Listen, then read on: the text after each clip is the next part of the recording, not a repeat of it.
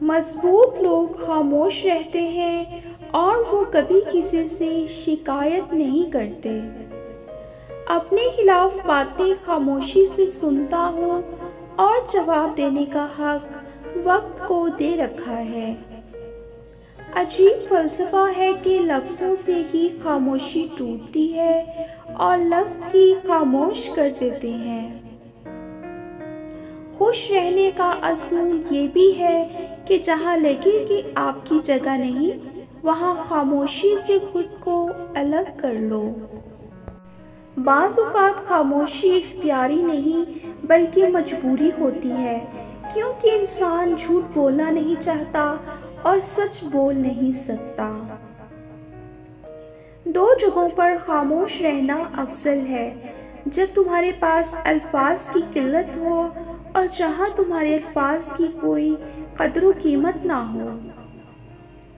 خاموشی ایک عظیم نعمت ہے، بالخصوص اس مقام پر جہاں اختلاف زیادہ، آوازیں بلند، علم کی کمی اور دلیل کی کوئی اوقات نہ ہو۔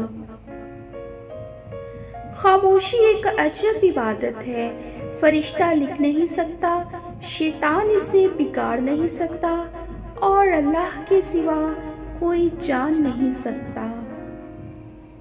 خاموش لوگ دراصل اللہ کے خاص بندے ہوتے ہیں، الجھاؤ ان کی فطرت کا حصہ نہیں ہوتا۔ اگر ان پر زیادتی یا ظلم مسلط کر دیا جائے تو وہ محض وضاحت دے کر خاموش ہو جاتے ہیں، کیونکہ ان کا مقدمہ لڑنے والا خود اللہ ہوتا ہے اور فرشتے اس کے حق میں دعائیں کرنے والے ہوتے ہیں۔ ہم کبھی جان ہی نہیں پاتے کہ خاموش لوگ کتنے طاقتور اور اختیارات کے مالک ہوتے ہیں۔ ایک اچھا تعلق ہوا کی طرح ہوتا ہے جو خاموش ہوتا ہے مگر ہمیشہ آپ کے پاس رہتا ہے۔ تاروں کو انسان تب گھورتا ہے جب زمین پر اس کا کچھ کھو گیا ہو۔ کچھ باتوں کا جواب صرف خاموشی ہوتی ہے اور خاموشی بہت خوبصورت جواب ہے۔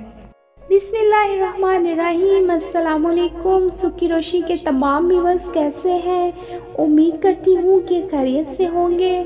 آپ کو میری ویڈیو پسند آئی ہے تو لائک اینڈ شیئر ضرور کریں اور اپنا بہت خیال رکھیں، دعا میں یاد رکھیے گا۔ اللہ حافظ۔